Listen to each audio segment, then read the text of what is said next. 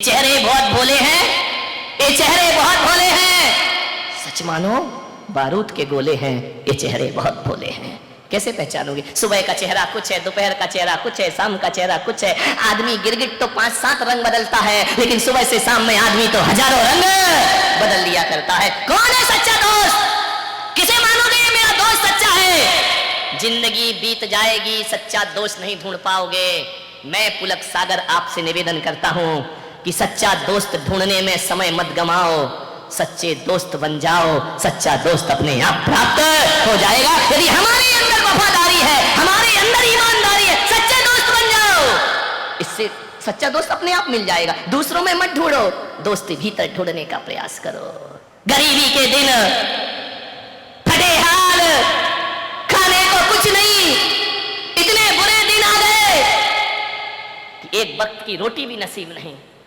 सुशीला पत्नी ने कहा, क्यों ये गरीबी के दिन भोगता है, द्वार द्वार भटकता है, 2 वक्त की रोटी नहीं मिलती है।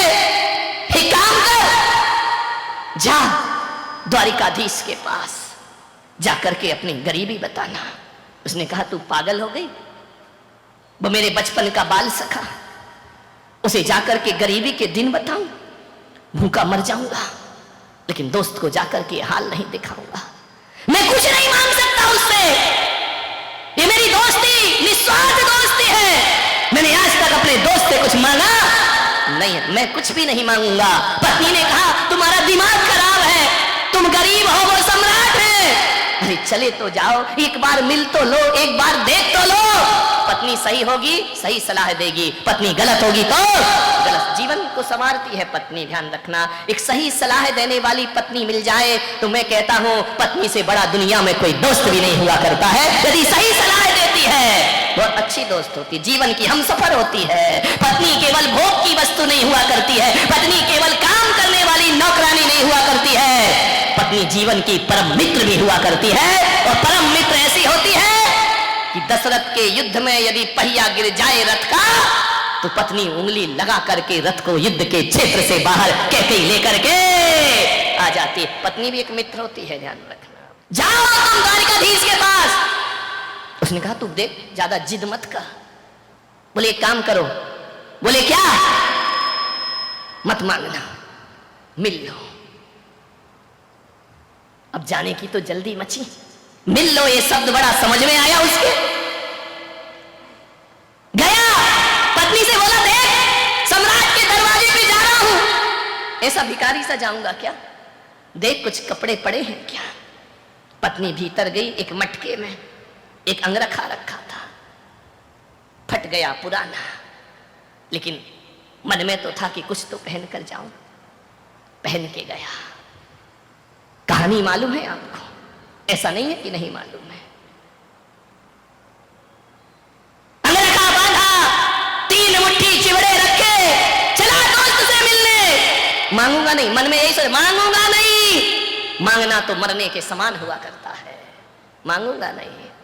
लेकिन बहुत दिनों से द्वारिकाधीश को देखा नहीं। वो क्या जाने द्वारिकाधीश क्या है? उसकी नजरों में तो आज भी कन्हैया है, आज भी वही कृष्ण है, आज भी वही कान्हा है जो जंगलों में गाय चराया करता था। वही सोच के जा रहा, गरीब है, तन पे कपड़े नहीं, वो क्या जाने सम्राट क्या होते हैं। वही दिमाग में रख के जाता है, वही कन्हैया मिलेगा, वही कृष्ण मिलेगा। बचपन में चने चुरा कर खाते थे, माखन चुरा कर खाते, वही मिलेगा मेरा दोस्त। जैसे ही द्वारिका में पहुंचा, क्या देखता है? सोने की द्वारिका, इतनी सुंदर। रोज प्रातः जिसकी बीथियों पर गुलाब जल सिंचा जाता है, जहां बेल लताएं लहराती हैं, द्वार द्वार तोरण द्वार बने हैं, रंगोलियां चौक बन करके दरवाजों पर पड़ी है, हजारों लोग आ रहे हैं जा रहे हैं। आंख फटी की फटी रह गई उसकी। ये द्वारिका, स्वर्ग जैसी द्वारिका, ऐसा लगता है देखकर इंद्र की अमरावती धरती पर उतर आई हो। बड़े बड़े गजराज, अश्वरोही, पदयात्री, देख करके आंख फटी रह गई। उसने कहा, पगली कहां भेज दिया तूने मुझे? इतनी सुंदर द्वारिका नगरी, सोने की द्वारिका थी। ध्यान रखना, जिस नाम के पीछे का लग जाए ना, वहां सोना ही सोना होता है। ध्यान रखना। नहीं मालूम द्वारिका काय की थी? सोने की लंका काहे की थी? अमेरिका सोने सोना। ध्यान रखना, जहां का लग गया वहां कंचन ही कंचन है। मान्य गया देखा इतनी सुंदर द्वारिका, आंखें फटी की फटी। पूछा जा करके राहगीरों से, हो भाई?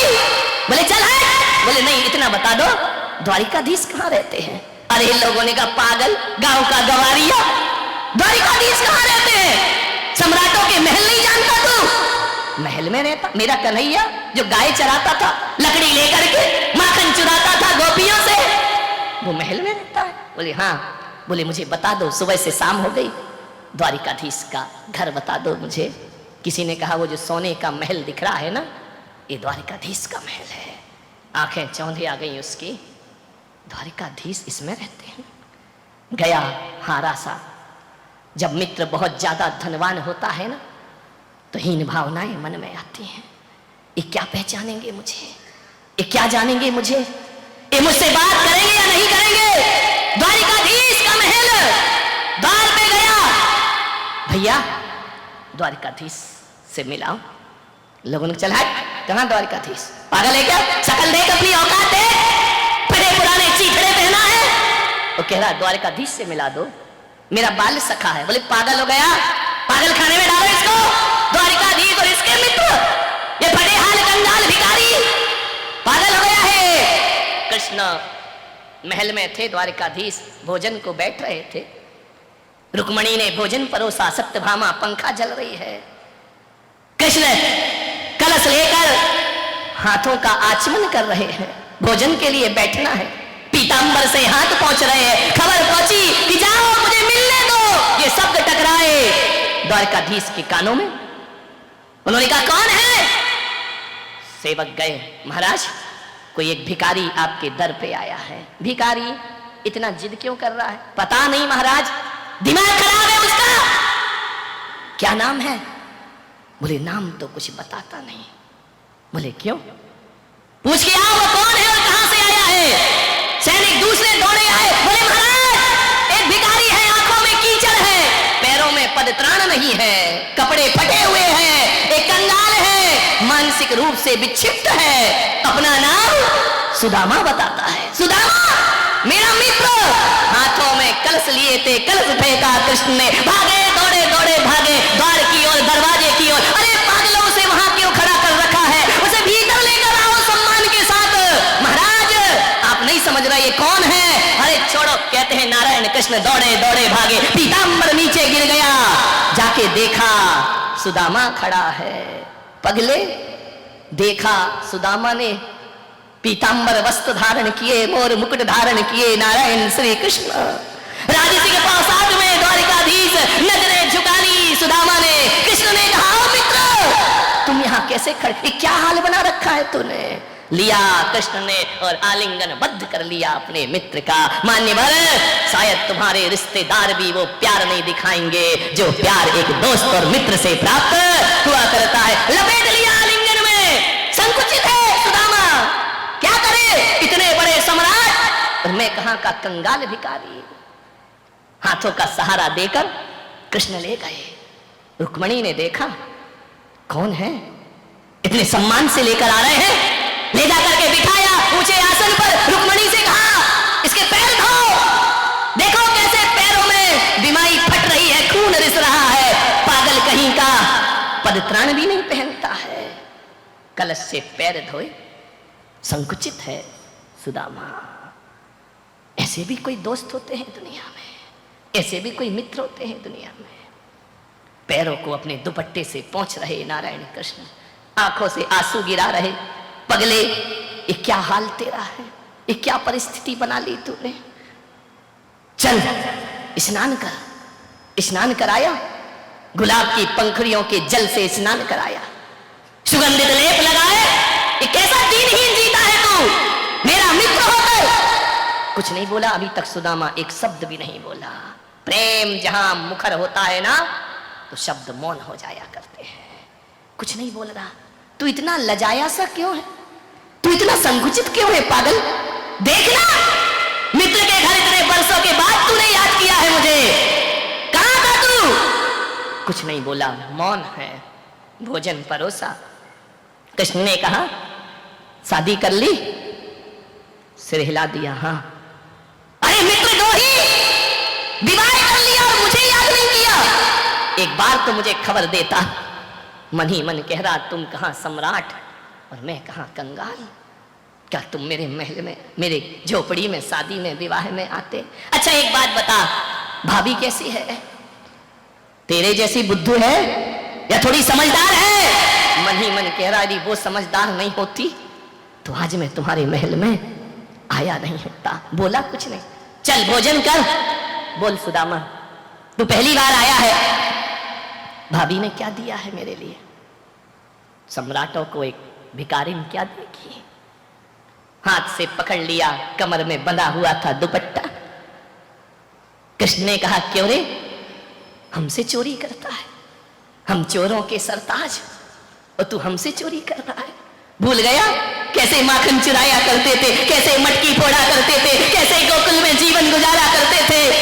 तू ही तो था ना जो खिड़की से मुझे अंदर करता था, जाओ कन्हैया माखन चुराओ। हम जैसे चोरों से चोरी कर रहा है, पागल कहीं का। हम चोरों के, बता क्या दिया भाभी ने? क्या दे? 56 भोग सामने रखे हैं और कहां चिवड़े खिलाएगा? पकड़ लिया जोर से। कृष्ण ने कहा पागल, तू छल मत कर मेरे से। छलिया नाम मेरा है, छलिया नाम तेरा नहीं। तू मुझसे छल कर रहा है, बता क्या है? क्या भेजा? भाभी खाली हाथ नहीं भेजेगी। एक झपट्टा मारा नारायण कृष्ण ने, बिखर गए सारे चिवड़े जमीन पर। कृष्ण ने कहा ये भेजा है? बोले हाँ। बोले एक काम कर सुदामा, तेरी भाभी का बना भोजन तू कर और मेरी भाभी का बना भोजन मैं करता हूं। सुदामा ने कहा नहीं कन्हैया, ऐसा मत करो। पहली बार शब्द निकले, ऐसा मत करो, मुझे शर्मिंदा मत करो। कृष्ण ने कहा पागल है क्या? ये देख मोहन भोग कर, ये 56 भोग कर। जमीन पर गिरे हुए चिवड़े नारायण कृष्ण ने उठाए, एक मुट्ठी खाई, आनंद आ गया, प्रेम बरस गया। दूसरी मुट्ठी खाई और भी आह्लादित हो गए कृष्ण। तीसरी मुट्ठी खाने लगे, रुक्मणी ने हाथ पकड़ लिया। ठहरो, सब कुछ आप ही ले लोगे तो हमारा क्या होगा? इतना प्रेम देखा सुदामा ने, इतना प्रेम, इतना प्रेम, इतना वात्सल्य, इतना स्नेह। मैं आपसे पूछता हूं, आपके रिश्तेदारों में भी इतना प्रेम नहीं मिलेगा जो एक मित्र को एक मित्र से प्यार मिला करता है। ध्यान रखिए कैसी रिश्तेदारी निभाई नारायण कृष्ण ने, कैसी मित्रता निभाई कृष्ण ने। रुक्मणी ने हाथ पकड़ लिया, ठहरो ना, सब इसे ही दे दोगे तो हमारा क्या होगा? सुदामा ने कहा कि मुझे दे कहां रहे हैं, ये तो जो 3 मुट्ठी चिवड़े लाए वो भी खा। रुक्मणी ने कहा नहीं प्रभु, हमारा भी ध्यान रखो। 1 दिन हुए, 2 दिन हुए, 10 दिन हुए। सुदामा सोच रहा है कि कृष्ण कहेंगे कुछ ले लो, गरीबी मिटा लो। कन्हैया भी काहे को बोलने वाले हैं। बहुत एक से एक कपड़े पहनाए, आभूषण दिए, भोजन कराया, महीने भर हो गए। अब मन तो हो रहा है कि वो पगली क्या कर रही होगी, लेकिन कृष्ण से विदा कैसे लूं? यदि मैं विदा हूंगा तो ये कुछ देने वाले और मांगना मेरे सुख। मैं मांगूंगा तो बिल्कुल नहीं इनसे, सम्राट से। स्वाभिमान से जीते थे सुदामा। एक दिन कृष्ण ने कहा क्यों रे, तू यहां मौज मस्ती कर रहा है महल में, भाभी की याद नहीं आती? रोज आती है, तो जाता क्यों नहीं? अकेली पड़ी है ना वो, जाता क्यों नहीं है? सुदामा ने कहा जाऊं? बोली जाओ। जाऊं? अरे जाना भाई, कितनी बार पूछेगा, तू आज ही चला जा। सुदामा ने कहा यार यूं तो बड़ी बड़ी बातें कर रहे थे, मेरा मित्र, मेरा बाल सखा, मेरे ये, और अब कह रहे हैं जा। तो बोले मैं जाऊं? कन्हैया समझ गया कि जाऊं जाऊं जाऊं जाऊं बार बार क्यों बोला जा रहा है, कि जैसा आया वैसे ही जाऊं।